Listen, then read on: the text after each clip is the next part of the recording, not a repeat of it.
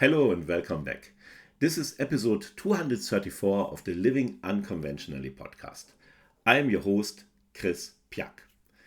Before we get into today's topic, how to be a game master who doesn't starve and how to make a living playing Dungeons and Dragons, let me help you a little bit. I have a free resource for you that you can download right now at livingunconventionally.com/gm. One more time, livingunconventionally.com/gm. So, lots of stuff has changed since we last spoke. First of all, after 10 years back in Germany, I moved again. I now live in Santander in the north of Spain and I'm just loving it. Also, 2 years ago, I sold my business as a career coach to a former coaching client of mine. That's why you haven't heard from me for a while. But now the non-compete period is over and I'm happy to talk to you again. And today we talk about a very special way for creative people to make a living.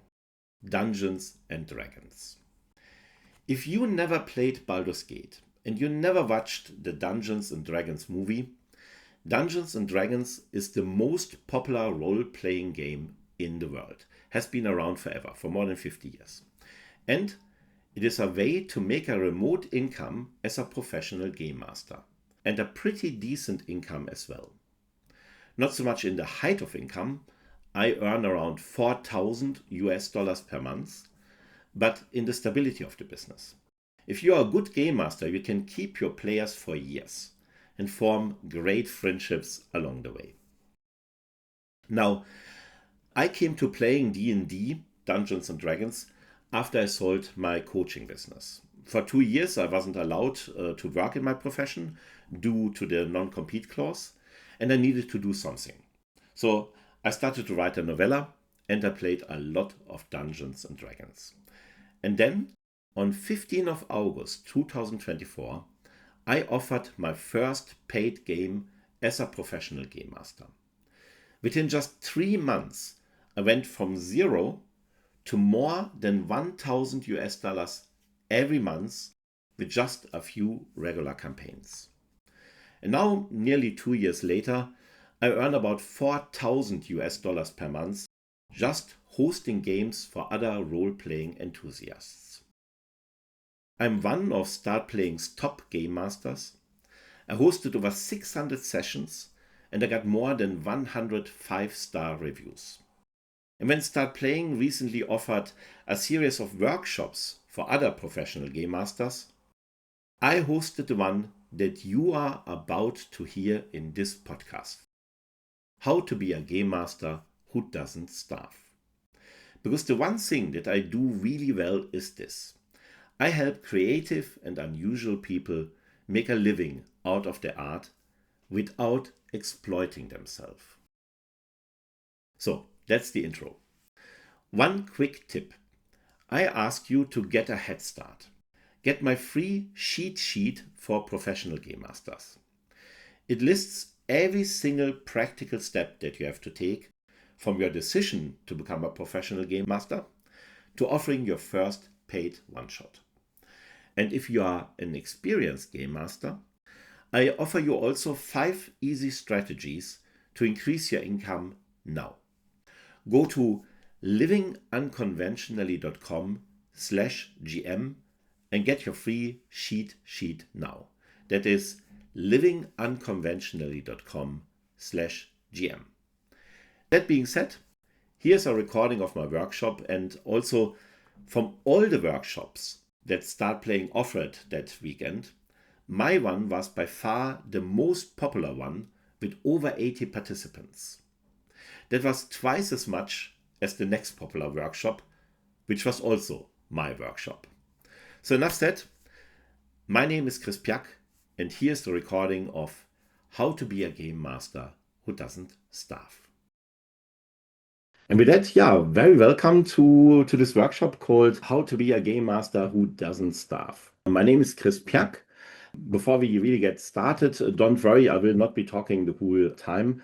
I have a short presentation for you where I will talk you to the things that, in my opinion and in my experience in over 30 years as a entrepreneur and in more than 15 years as a career coach, really make the difference between those who make a good living from their work and those who struggle despite great potential and great skills. And this will be about 30 minutes, so I beg you to be a little bit patient with me. And then afterwards, we will have a Q&A, and I will promise I will stick around until all your questions are answered. Before we actually start, the last thing I want to say is that I'm really, really humbled and blown away by the interest of this workshop in this Dungeon Masterclass that Start Playing organized. This is by far the workshop that gained the most love of you and has the most participants. And when you look at the second next workshop that comes after that has already much less participants in comparison. And that's also by me. So it seems that there's a pain point here that people want to make their love for TTRPGs a profession, but they struggle to put it into action. Welcome again to How to Be a Game Master Who Doesn't Starve. My name is Chris Piak, and in the beginning, let me take you into the Pacific Ocean. You find yourself here on the international date line. The sailboat that you are hovering over right now is crossing left and right along the international date line, which means it goes in time back and forth on a constant challenge. And as you zoom in and we float closer into the yacht, we look to one of these round little bull's eyes, and inside, to our surprise, we find a tiefling woman and a dwarf looking into their notebooks, typing away frantically, laughing, throwing dice. This tiefling and the dwarf, Allura and Magnus Stonebeard. They're two of my players. They are from Australia. They are both very wonderful people. They work hard jobs, and they gave themselves this beautiful vacation in the Pacific Ocean. And as it turns out, when you spend a lot of time on the Pacific Ocean, where for days around you is only the blue sea and not a single soul, there's only the blue sea and not a single soul. So what do? You want to have some entertainment and you want to have some fun and you want to converse with other people than the one person that you spend all 24 hours of the day with, as lovely as they might be. So you play Dungeons and Dragons in the Pacific Ocean. And the reason that I tell you this story, that I choose these two players of mine as an example for what Dungeons and Dragons players can be, will become obvious in a very short time. But before I tell you the reason why I start with this particular detail, let me tell you a very short thing about me and why I am competent to help you find ways to make a decent living as a dungeon master, as a game master, without constantly exploiting yourself. My name is Chris Piak. As you can hear from my very sexy accent, I'm from Germany originally, and I lived all over Europe in the last 30 years of my life.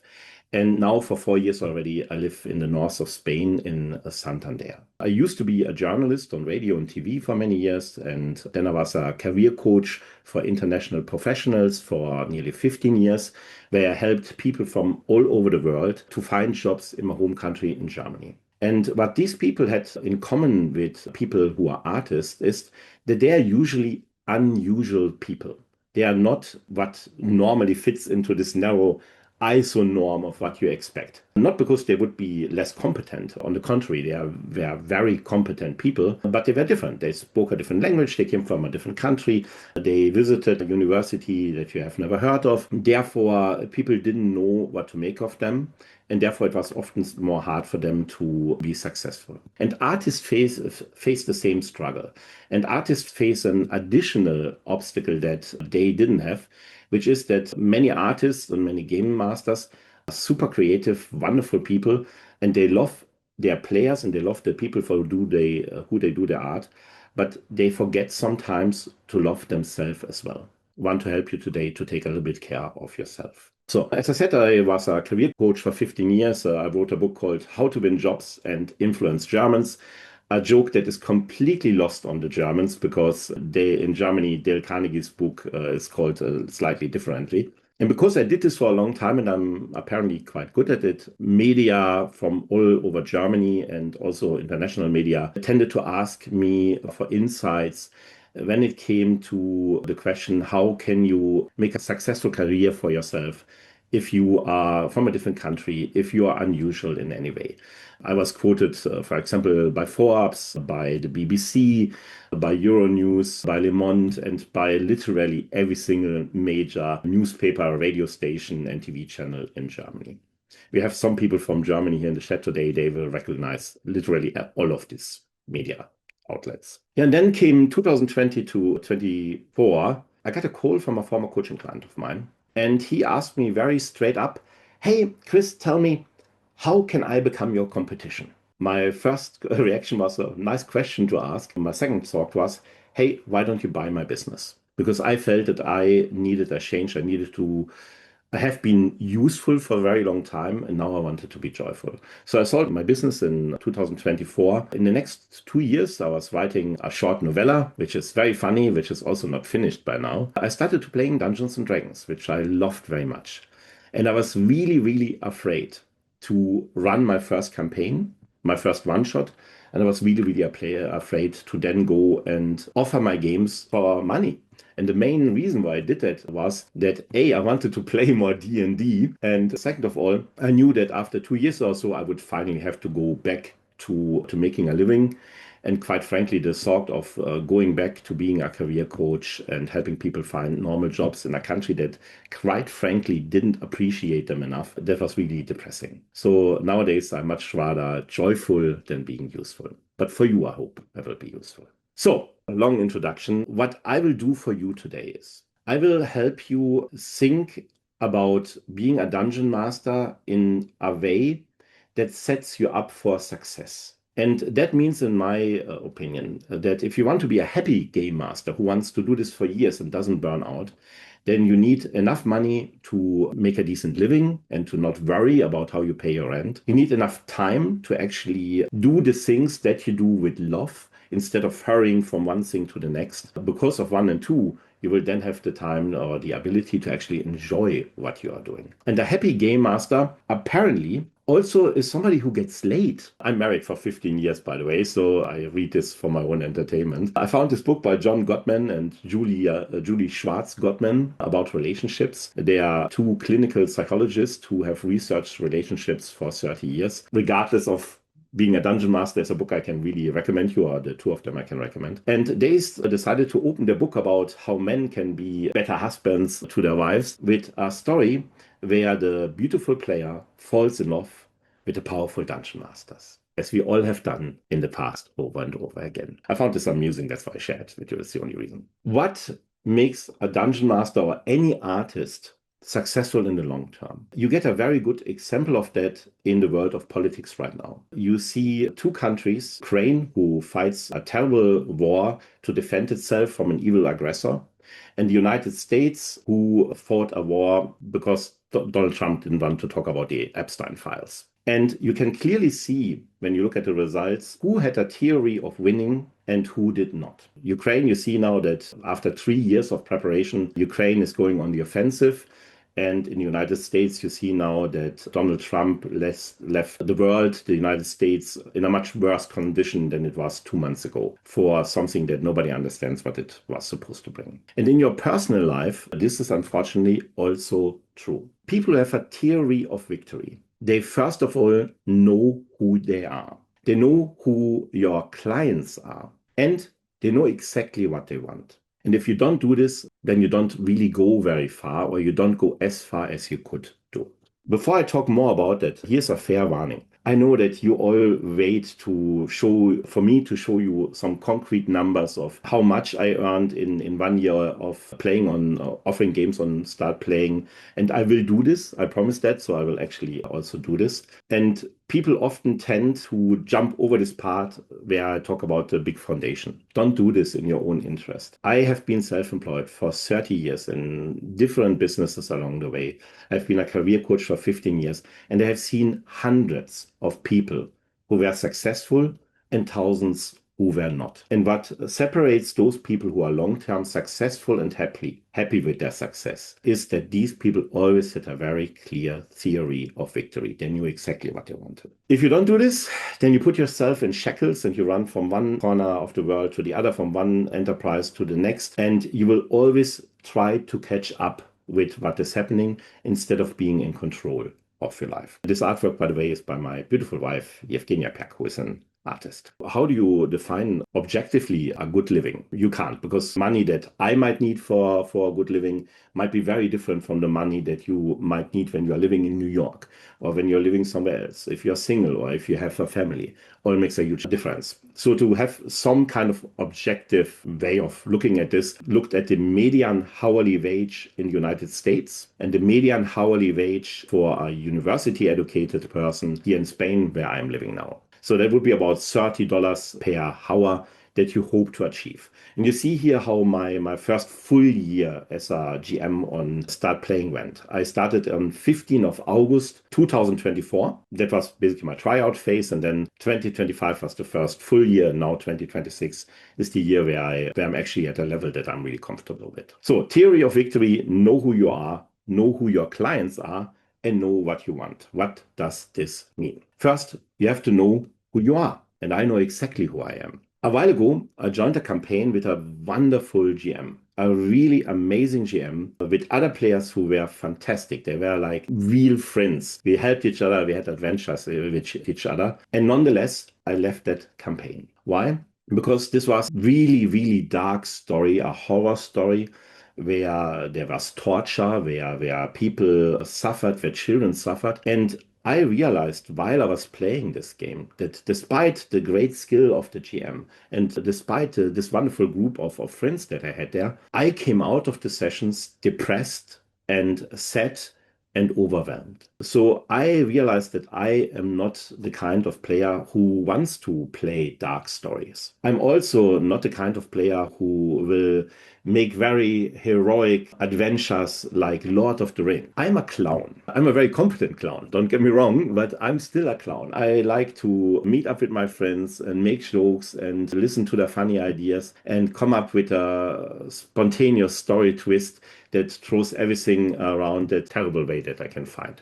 And some of you who are here, you played with me, so you know that this is true. I realized the kind of games that I want to play are games that like a 1980s action movie. Makes very often no sense, very ridiculous setup, but you have a great time along the way. And if you want to be successful long-term as a GM and don't want to constantly look for new players, this is the first thing you need to know. You need to know exactly who you are, what kind of games you are offering. And I had a message in advance from one of the people who joined today who wrote me that, yeah, I have to struggle that people don't stay around. People often leave after 10 to 12 sessions and they don't stick around till the end of the campaign. Educated guess would be that this probably means that when you wrote your offer and when you wrote about yourself as a GM, that it wasn't clear enough to the players what kind of a campaign you run, what kind of mood you bring across. If you know yourself very much, then you can much clearer communicate, hey, this is what I do, this is what you can expect when you join my campaign. And then you will find players who want exactly that. And they will love you. They will stick around forever. I have now 41 players at the moment. Many of them play for more than a year. So the second part of that is, of course, know who your clients are. Understand what kind of people are the ones who are drawn to you, who will go with you. In my case, I tend to attract people who are very capable and very intelligent and who work a job where they can't really express their creative side. Either because their work is very brainy, it's very repetitive, and they can't express their creativity. And they are coming to me not looking for high drama, not looking for a story that will scare the shit out of them. They're coming to hang out with their friends and have a great time and be silly and have a great laugh and wind down, basically, as you would say, from their stressful life. And I understand that, and that's what I deliver.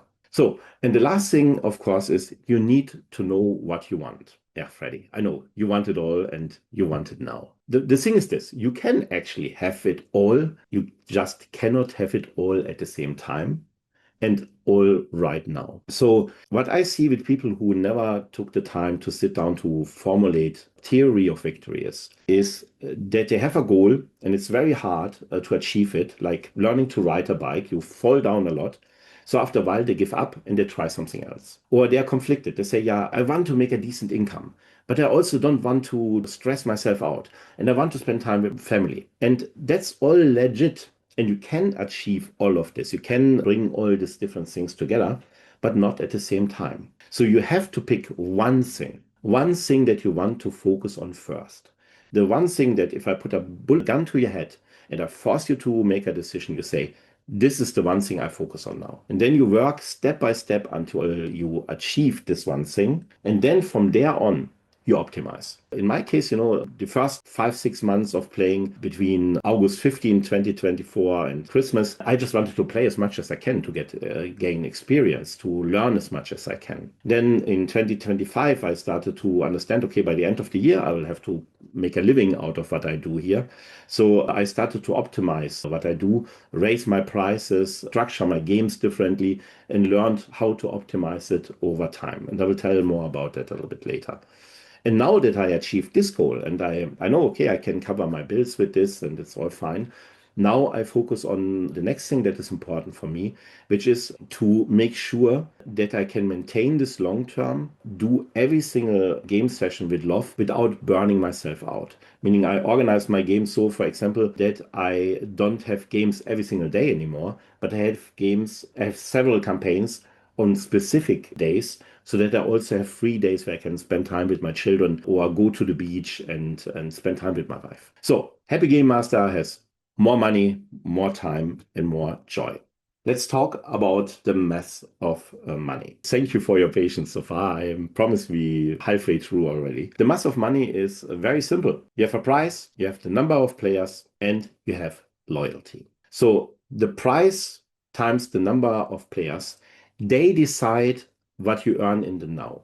They decide how much money you take home this month. Loyalty decides how successful you are on the long term, how your business will develop 5 from now, 1 year from now, 5 years from now, 20 years from now. And in the short term, you need to match price and number of players. In the long term, you need to manage loyalty because people who love will stay with you for a very long time. And that's what will make you successful and make your life easier in the long term. Let me explain for those of you who never offered a paid game on Start Playing, a little insight how Start Playing actually works. So you see when you go to and look at games, you see an advertised price, say $33, for example. And that's the price that the game is advertised for. But as a player, it's not the price that you pay because you pay $33 plus a credit card fee to start playing. So it's a little bit more that you pay as a player. The game master on the other side doesn't get all this money because of course Start Playing is a business and they also want to make some money. So you have to pay them a small commission, 15% on the advertised price. So from $100 that is advertised price, $85 actually come to the game master.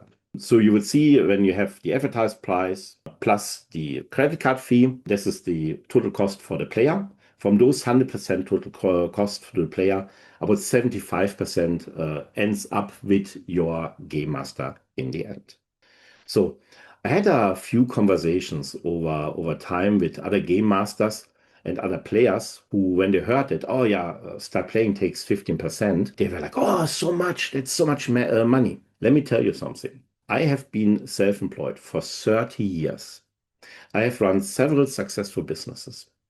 Nowhere in none of my businesses, in no industry that I worked in no country where I lived in, and I lived in 7 different countries, nowhere did I ever find clients as easy as on Start Playing. Start Playing is for game masters a gift from the heaven.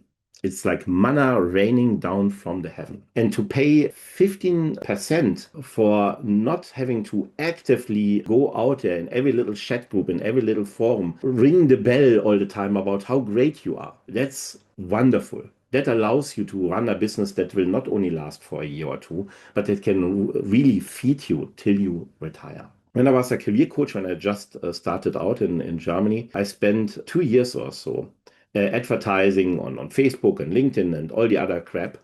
And I got a lot of clients and I got good clients.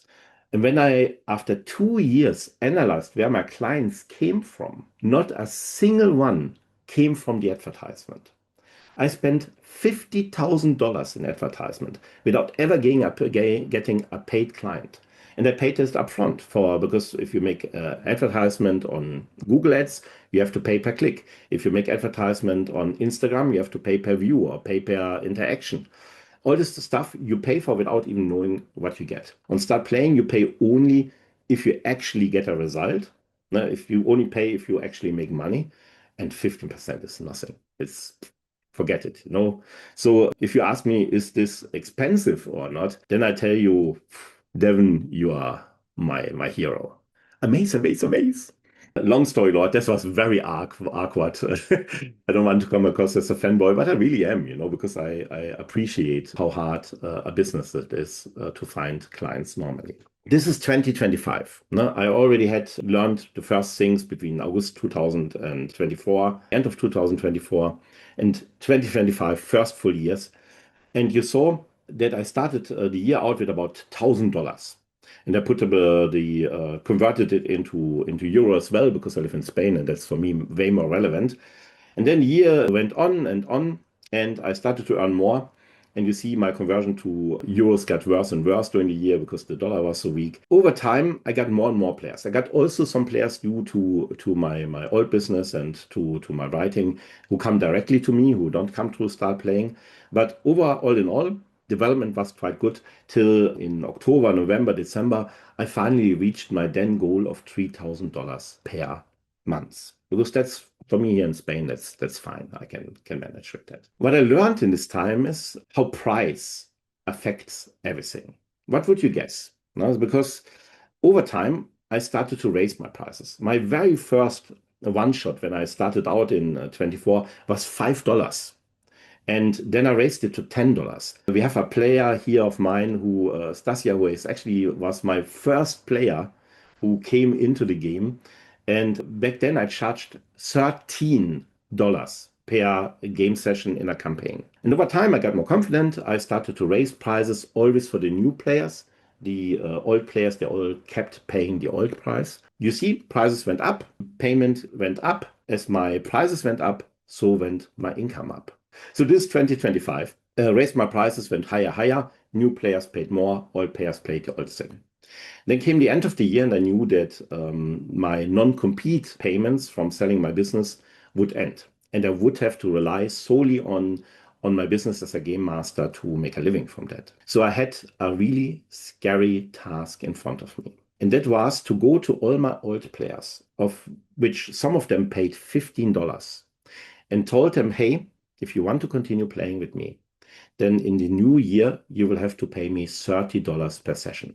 For some of them, that was twice as much as they used to pay. And that's a really scary conversation to have because, of course, you fear that instead of them saying, yeah, it's okay, they might leave.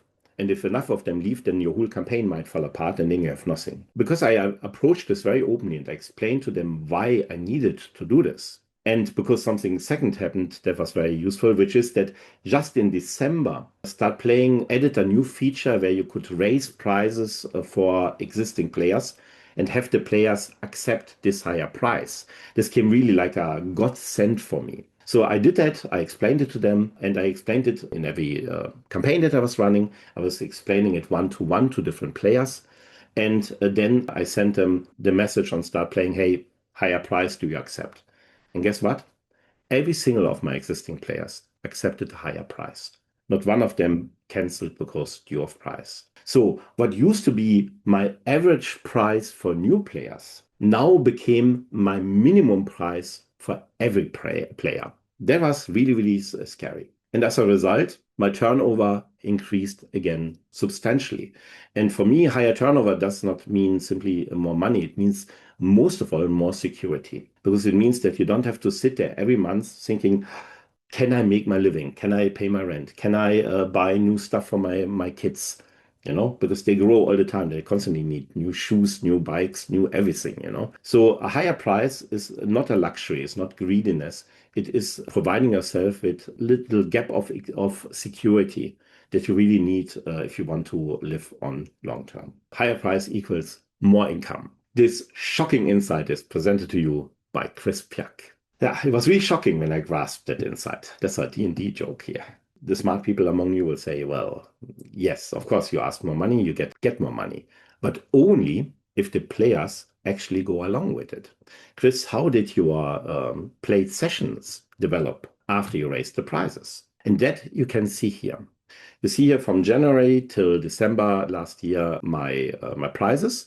And as you can see, the number of sessions played per month increased continually. So I started the year off with something like 76 sessions per year. By the end of the year, with higher prices, I had 100 sessions per month. And with this 100 sessions, I made $3,000. And then in 2026, I raised my prices in June again, just a little bit. And you see that the number of sessions went down a little bit. And then it started to recover again with much higher turnover. This is a bit misleading because what happened here is that because I was now earning more money, I was able to reduce the number of one-shots that I played in order to attract new players. And I could focus more on just my campaigns, which means I suddenly had more time, more ability to breathe, and also recover a little bit because playing all the time, this is very exhausting. Yeah. If you have more money and you have more time, the outcome is very often you have more joy because you are not constantly stressed, you're not constantly afraid. And your players really feel this. If you are worried and if you are down, your players, I don't need to tell the experienced GMs this, they immediately pick up on this. You are really performing in front of an audience when you run a campaign, and you have to transport the energy that you want your audience to have. So, which brings us back to my hourly rate versus the US median hourly rate and the median hourly wage for university educated people here in Spain. So by the end of 2025, I was roughly at a median hourly rate. And then because I raised the prices not only for the new players, but for everybody who played with me, my hourly rate suddenly went this. And look at this. Very soon, 2 years after I started working as a GM, there's somebody new joining, just 2 years after I started working as a GM, I now earn as much as a very cheap plumber. So there was something more that I wanted to tell you very quickly, and then we are finally ready. Yeah, this is basically my story, how the mass of money, together with your theory of victory, moves you from more money and more time to more joy. And as a result, it's now nearly 2 years. 15th of August will be exactly 2 years that I played. I run more than 600 sessions. I got more than 100 5-star reviews. I have wonderful players who play with me for a very long time. And I enjoy being a GM. And I'm 53. I can see me doing this until I retire. And then even more just for the joy of it. Because the loyalty that you get from your players, if you have the time to really be present there, because you don't have to worry about money and other stuff, is what makes this so different and so great for a game. And if you do this all, then you might end up with messages like this that I got from one of my players after a session. He sent me a printout of his, Herzschrittmacher, of his heart monitor.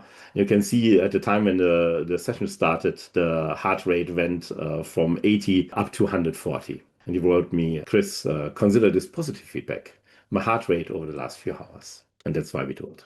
Great. This is everything I wanted to share with you, and thank you all for your patience. We come now to the part where I will answer your questions. If you want, before you leave, head over to my website, livingunconventionally.com/GM. I have a little sheet for you if you just start out as a GM that takes you from zero all the way to all the different steps you have to take until you can offer your first one shot. And if you are an experienced GM, you can also sign up because I will share with you 5 tips that you can immediately take to raise up your income. Along the way, I write a newsletter about once per week. I don't want to spam you. I don't want to get on your nerves.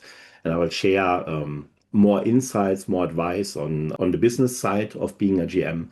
And I share little short stories that I wrote, which they are funny because they are written by a German, and that's what we are known for. And yeah, head over there. So let's get to your questions, guys. Yeah, now I'm there for your questions. Please feel free to type your questions into the chat and I will answer them as they come along. What does your prep time look like? Very good. First two questions from Connor and from Sahari.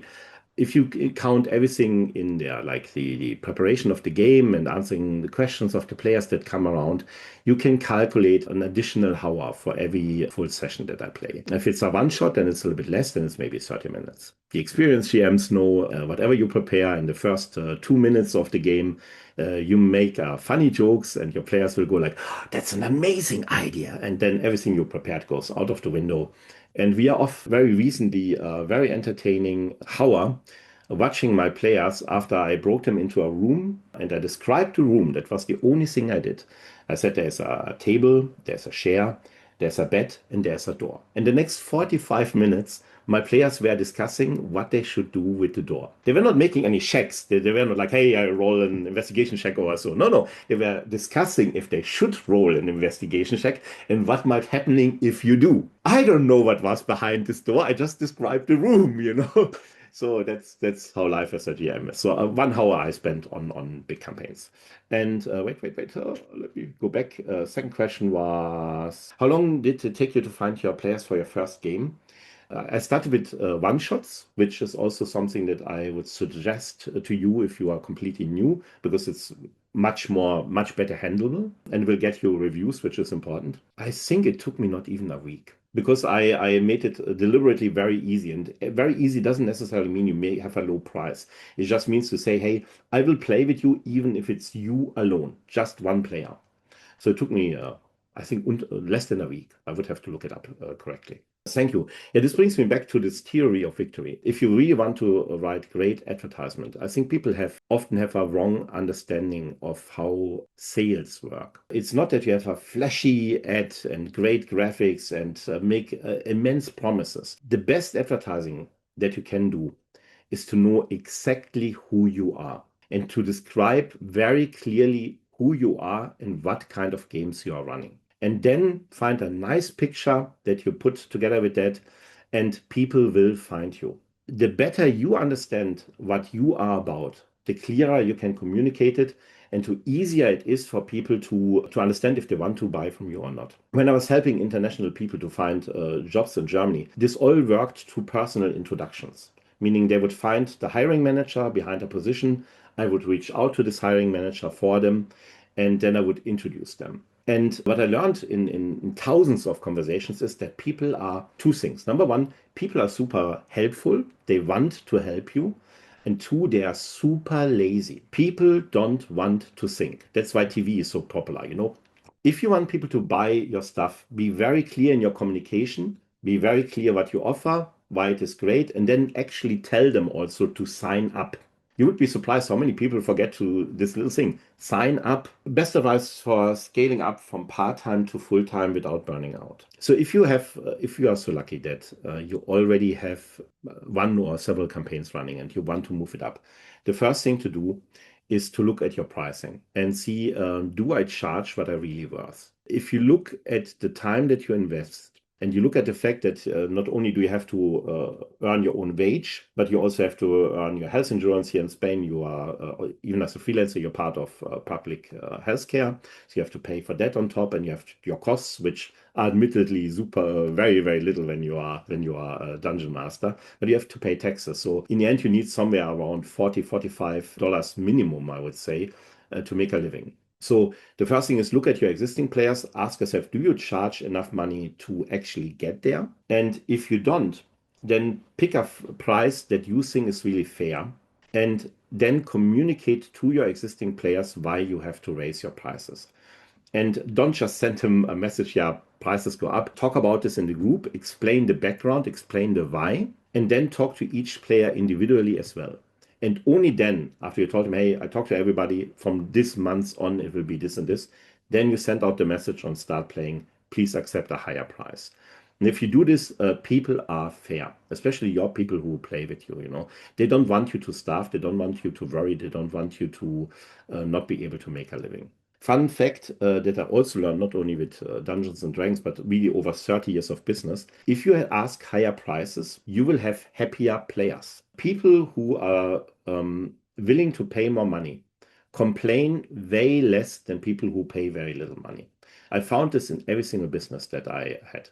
And they are also more loyal and they stay around much longer. That's something that I can give as advice for that. That's where I would start out. And then I would look at several different other things as well. What about the boat with the tiefling and the dwarf? Hi, thank you, Dave.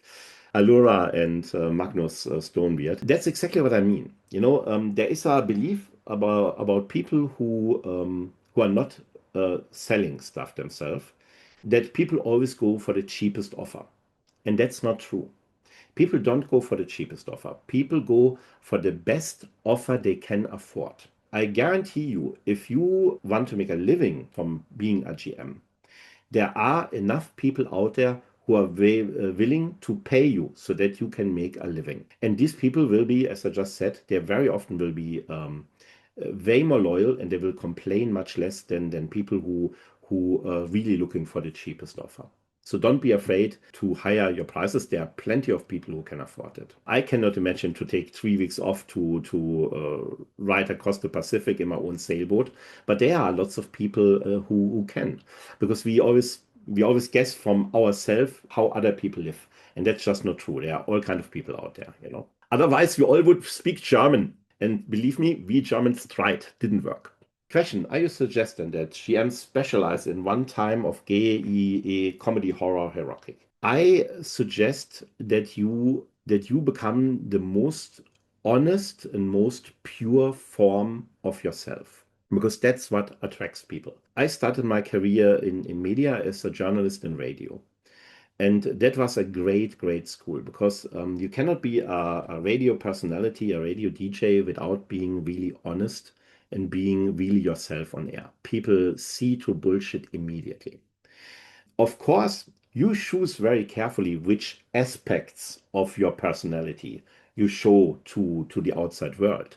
But whatever you do has to be absolutely true.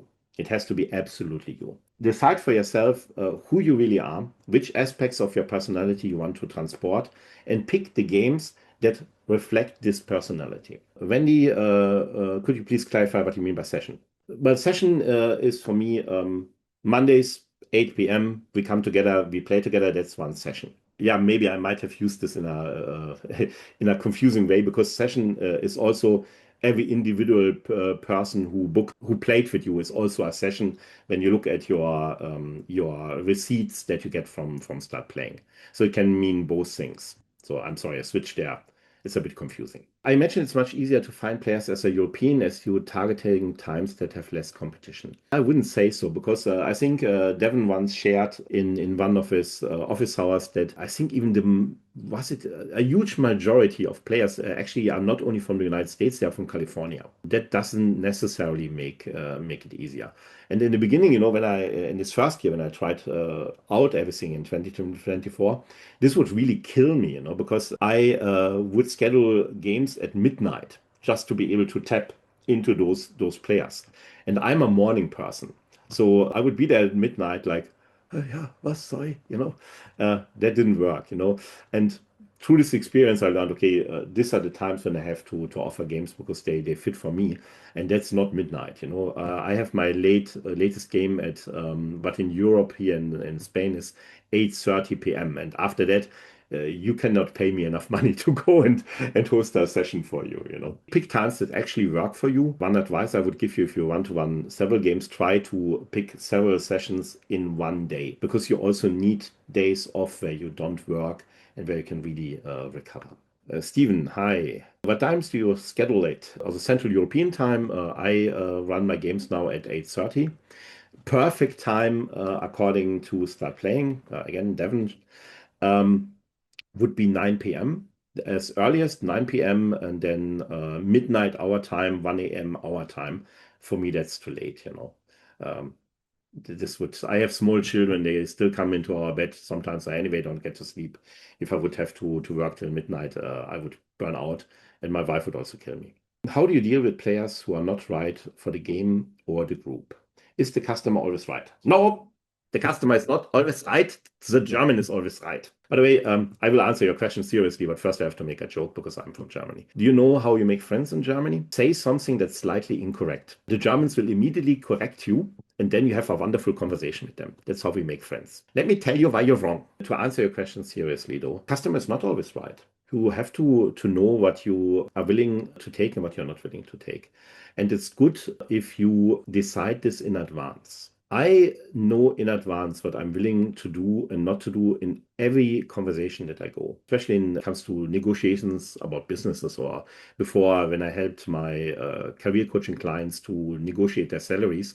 I always told them, hey, define the line when you are willing to go away, because you say if it goes below this, then I go. And also define for yourself, and that's what few people do, define for yourself what you will ask additionally if things go so much better than you expected. If a player does something where he misbehaves, where he treats other players badly, if there is disrespectful against you because you are also a person, first of all, you talk to them, and I would never criticize somebody publicly. I would have a one-on-one conversation with them. Then, if things don't improve, then I would kick them. And I would not wait very long before I kick somebody. Luckily, over 600 sessions played. Maybe I had 3 difficult encounters. One was with Fada, an American soldier in South Korea, who played with his friends. They were all like my age, over 50, and their 17-year-old daughter.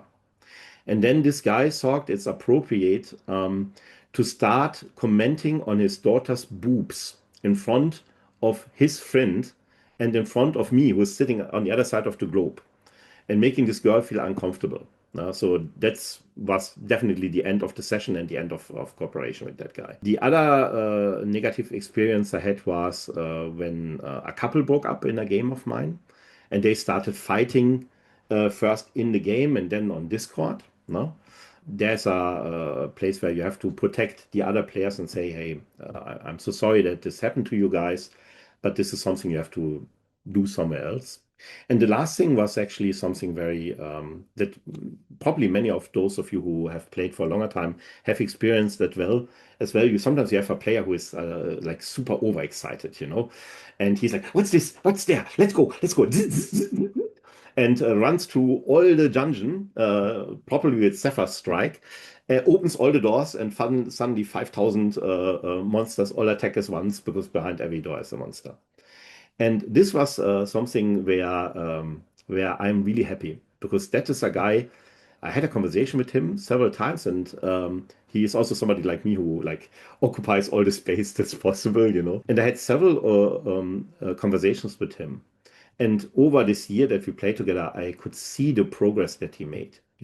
How he learned how to hold himself back sometimes, give other people room, make sure that other people are included, and to see this player grow himself and learn how to better interact with other people socially. That's pretty nice. That's very rewarding, I find. But to answer your question, in general, know exactly what you want, and if people don't treat you so respectfully or other players respectfully, kick them. Don't wait too long.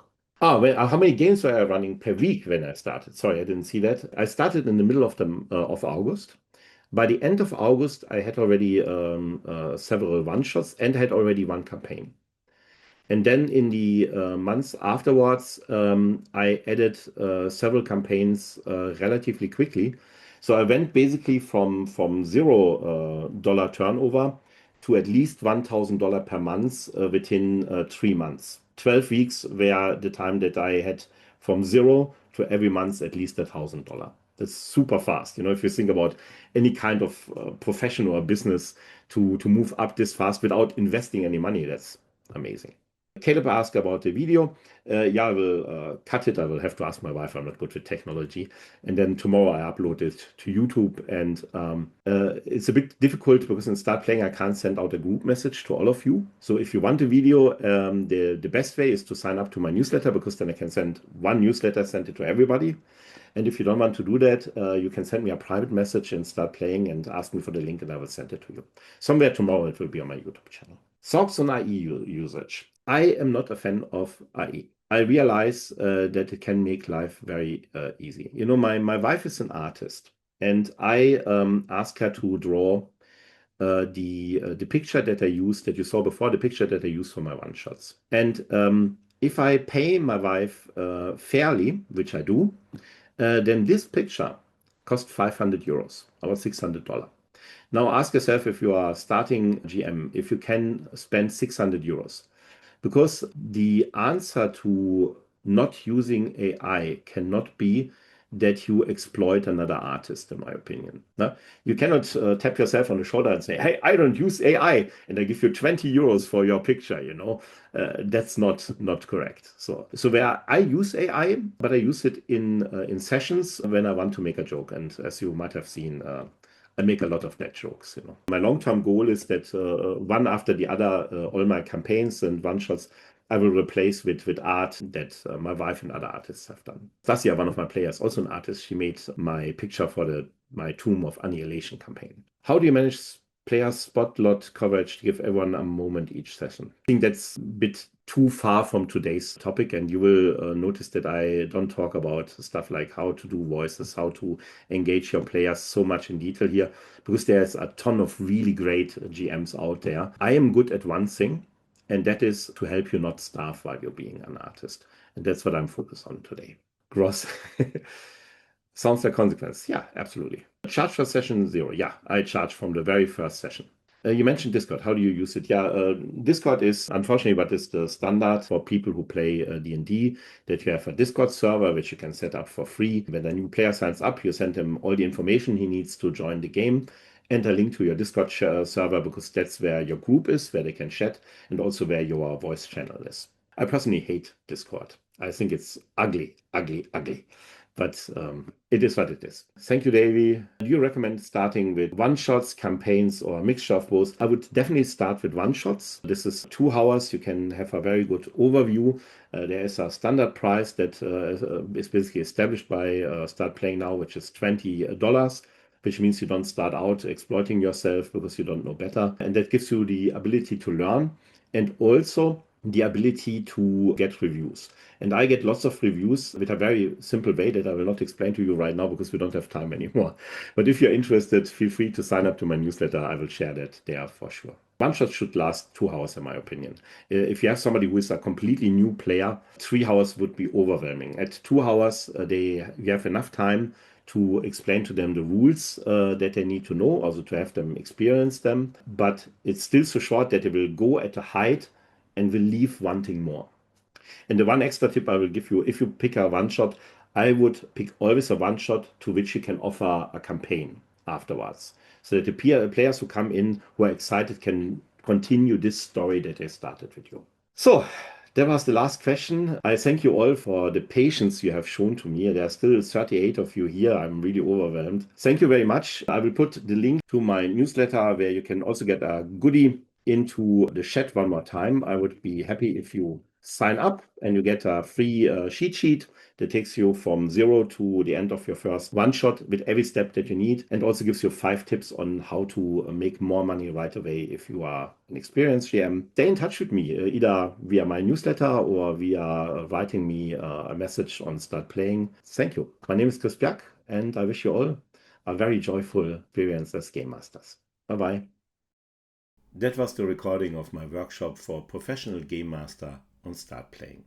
I hope it was useful. Before I let you go, one quick tip. I ask you to get yourself a head start.